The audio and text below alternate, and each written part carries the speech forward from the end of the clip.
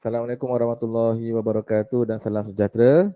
Okey, dalam video kali ini kita akan mempelajari tentang subtopik ketiga di dalam bab 12 biologi KSSM tingkatan 4. Okey, dalam subtopik ketiga ini kamu akan mempelajari tentang neuron dan sinaps. Apakah itu neuron dan apakah itu sinaps. Okey, dalam dua subtopik sebelum ini kamu telah diperkenalkan secara ringkas tentang asas kepada sistem gerak balas ataupun sistem saraf di dalam manusia lah. Okey. So hari ini kita akan lihat tentang apakah itu neuron dan sinaps. Okey. Okey, dalam sistem saraf manusia akan ada berjuta-juta sel saraf yang mana kita sebut sebagai neuron. Okey, neuron. Di dalam satu neuron ataupun struktur asas neuron, kita akan ada badan sel, kita akan ada axon, kita akan ada dendrit, kita akan ada salut myelin, kita akan ada nodus ranvier dan kita akan ada bonggol sinaps. Okey. So dalam slide-slide seterusnya kita akan lihat secara detail apakah itu kesemua struktur-struktur asas neuron ini. Okey. So neuron adalah struktur asas di dalam sistem saraf. Okey. So dalam sistem saraf manusia akan ada 3 jenis neuron. Neuron deria yang pertama, yang kedua adalah neuron geganti dan yang ketiga adalah neuron motor. Okey, ada 3 jenis neuron. Okey. So yang pertama kita akan lihat tentang dendrit lah. Apakah itu dendrit? Okay, dendrit ini kalau kita lihat dalam lukisan dia merupakan cabang pendek daripada badan sel. Dia macam ranting-ranting tu kan. So yang berdekatan dengan badan sel. So itu kita sebut sebagai dendrit lah. Apakah tugas dendrit? So dendrit ini dia akan menerima impuls saraf ataupun maklumat dari neuron lain ataupun maklumat dari persekitaran luar. Dan dia akan hantar maklumat itu ke badan sel. Okay, so dalam neuron komponen pertama yang akan menerima maklumat adalah dendrit lah. So dia akan terima impuls sama ada daripada saraf lain ataupun daripada persekitaran luar dan dia akan hantar maklumat tersebut kepada badan sel neuron tersebut. Okey. Seterusnya adalah badan sel. Di dalam badan sel akan ada nukleus. Okey, dan akan ada banyak unjuran yang kita sebut dendrit tadi itulah. Okey. So, biasanya dia akan badan sel ni dia akan mengintegrasi isyarat daripada mana? Isyarat daripada dendrit tadi tu. Dan dia akan mengkoordinasikanlah sebarang aktiviti metabolisme yang berkaitan. Okay. Struktur seterusnya adalah nodus ranvier. Okay. Nodus ranvier ni adalah kawasan yang tidak disalut dengan salut myelin. Okay. Dekat gap-gap tu, contohnya dekat sepanjang axon tu, akan ada kawasan yang tidak disalut oleh salut myelin. So kawasan itu kita sebut dia sebagai nodus ranvier. Okay. Apa tugasnya? Tugas nodus ranvier ini dia akan mempercepatkan pengaliran impuls. Okay. Disebabkan kawasan yang disalut dengan salut myelin tu dia merupakan penebat ataupun macam penebat elektrik lah. So impuls tak boleh lalu. So maklumat tu dia akan seolah-olah macam melompat di antara nodus ranvier ke nodus ranvier seterusnya. Di antara celahan ke celahan yang seterusnya. Okay, so dia mempercepatkan penghantaran maklumat lah. Okay, struktur seterusnya adalah axon. Apakah itu axon? Axon ialah cabang yang panjang daripada badan sel. Okay, dia keluar daripada badan sel lah. Dan tugasnya adalah membawa impuls keluar dari badan sel ke neuron lain ataupun ke efektor. So kalau boleh bayangkan laluan maklumat tu masuk dendrit, pergi kepada badan sel, keluar kepada axon. Okay. Terusnya adalah salut myelin. Okay, salut myelin ialah membran penebat yang mana dia akan menyaluti axon tadi tu. Seperti mana yang cikgu ceritakan tadi, salut myelin ni akan ada tempat ataupun kawasan axon yang tidak disalut. So kawasan itu kita namakan dia sebagai nodus ranvier.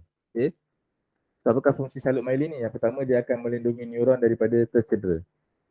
Okay. Yang kedua dia berfungsi sebagai penebat impuls elektrik lah. Okay. Dan yang ketiga dia juga boleh membekalkan nutrien kepada axon tersebut. Okay. Dan yang terakhir dalam satu neuron kita akan ada bonggol sinaps. Biasanya bonggol sinaps ini berada pada kedudukan hujung selepas axon. Okay, di hujung axon lah. Okay, di hujung cabang axon kita akan ada bonggol synapse. Okay. So di bahagian bonggol synapse inilah isyarat akan dihantar ke sel otot ataupun dia hantar kepada kelenjar ataupun dia hantar kepada dendrit neuron lain. So tempat persambungan lah dekat hujung-hujung ni.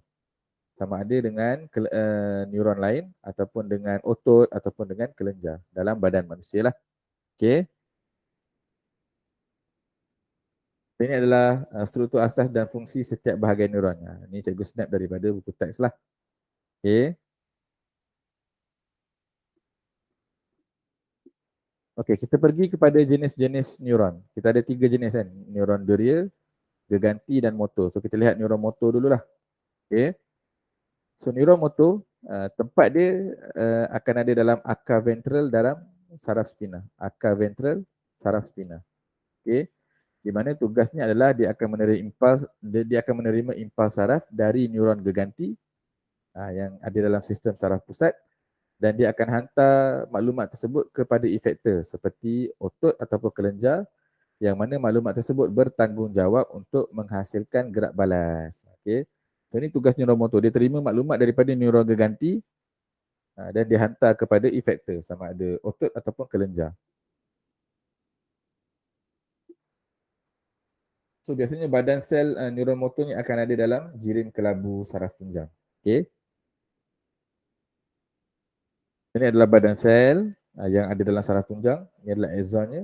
Ini adalah bonggol synapse. Mungkin bergabung dengan otot ataupun dengan neuron lain lah.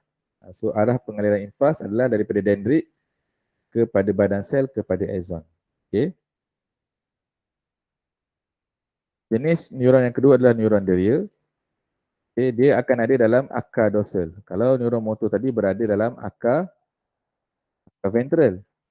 So neuron deria ni akan ada dalam akar dorsal. Okey. So dia akan membawa impuls saraf maklumat daripada reseptor ke sistem saraf pusat. Okey, daripada reseptor ke sistem saraf pusat. So badan sel dia akan ada dalam ganglion akar dorsal lah. Okey. So dendrit kepada neuron deria ni dia akan menerima impuls dari reseptor dan dia akan hantar ke badan sel. Kemudian daripada badan sel tu impuls akan dihantar ke neuron berikutnya melalui axon. Okey. So, macam tadi juga maklumat masuk daripada dendrit pergi ke badan sel dan akan ke tempat seterusnya melalui axon lah. Okey. Jenis neuron yang ketiga adalah neuron geganti. So, dia merupakan neuron yang terdapat dalam sistem saraf pusat. Okay, dia adalah penghubung di antara neuron deria dan juga neuron motor. Okey. Dan dia memang berada dalam jirim kelabu. Tugasnya adalah dia akan menghantar impuls saraf dari neuron deria ke sistem saraf pusat. So, maklumat dari sistem saraf pusat sebelum masuk neuron motor tu akan masuk neuron geganti. Okey. Sama juga dia punya arah pengaliran impuls adalah daripada dendrit masuk kepada badan sel, keluar melalui axon pergi ke bonggol synapse. Okey. So kita akan lihat secara terperinci bagaimanakah struktur synapse dan fungsinya. Okay, struktur synapse dan fungsinya. So kita tahu maklumat dalam sistem saraf akan dihantar dalam bentuk impuls saraf ataupun dalam isyarat elektrik lah, kita katakan boleh katakan laju lah dalam speed yang laju. Okay. So impuls ni adalah gelombang cas positif yang mana dia akan dialirkan sepanjang axon sampailah ke bonggol synapse. Okay. So maknanya kalau kita boleh bayangkan dalam sistem saraf manusia ni yang menghubungkan neuron-neuron ni dia tak rapat tau, dia tak bercantum macam Lego, dia akan ada sedikit gap. Okey. Dan kita sebut dia sebagai celahan yang sempit lah. Yang mana celahan sempit itu kita sebut sebagai synapse. Okey. Bila sampai ke bonggol synapse, maklumat yang dalam bentuk isyarat elektrik tu mesti dipindahkan ke tempat lain lah, sama ada ke neuron seterusnya ataupun ke dalam otot dan sebagainya lah. Okay. Untuk dipindahkan maklumat tersebut, dia kena merentas synapse tersebut ataupun celahan tersebut. Synapse ni dia memainkan peranan penting untuk membenarkan sama ada maklumat tersebut boleh dipindahkan ataupun tidak. Dan dengan adanya synapse ni, dia akan menjadikan maklumat tu dipindahkan dalam satu arah. Okey.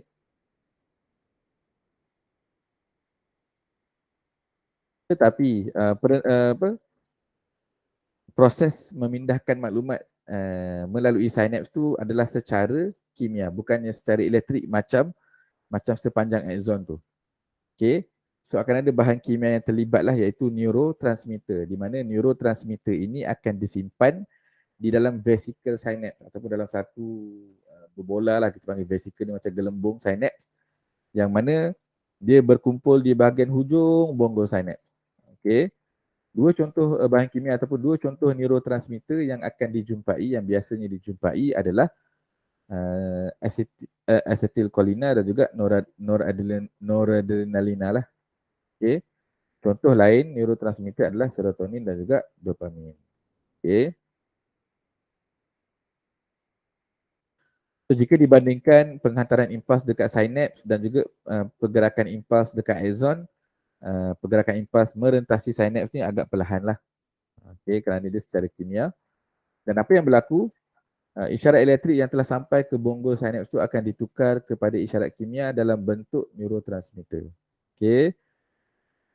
Kemudian bahan kimia ini akan ditukar semula kepada isyarat elektrik dalam membran neuron penerima lah. So sepanjang pergerakan merentasi sinaps tu, dia akan dipindahkan dalam bentuk bahan kimia lah, iaitu neurotransmitter. So kita lihat gambar rajah ni. Apa yang berlaku dekat nombor 1 ni, bila maklumat ataupun impuls elektrik sampai ke bonggol sinaps dekat hujung tu, so akan ada vesicle sinaps lah yang bentuk bulat ni, yang mana dia vesicle sinaps ni akan dirangsang untuk membebaskan bahan kimia ataupun neurotransmitter tu masuk ke dalam sinaps dekat celahan tu. Okay, sinaps tu akan neurotransmitter akan dirembeskan ataupun dilepaskan lah. Okay.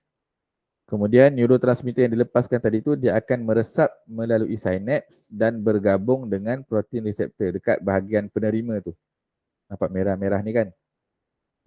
So, protein reseptor yang spesifik lah, yang merupakan reseptor pada dendrit neuron penerima. So, dengan adanya neuron reseptor ni, dia akan melekat pada protein penerima, menyebabkan ruang protein tu terbuka lah. Okay. So, penggabungan neurotransmitter bahan kimia tadi tu dengan reseptor tersebut akan merangsang pencetusan impuls yang seterusnya. So, dia akan merangsang pencetusan impuls lah. Impuls ni akan terus dihantar melalui sinaps dan masuk ke dalam protein tersebut lah.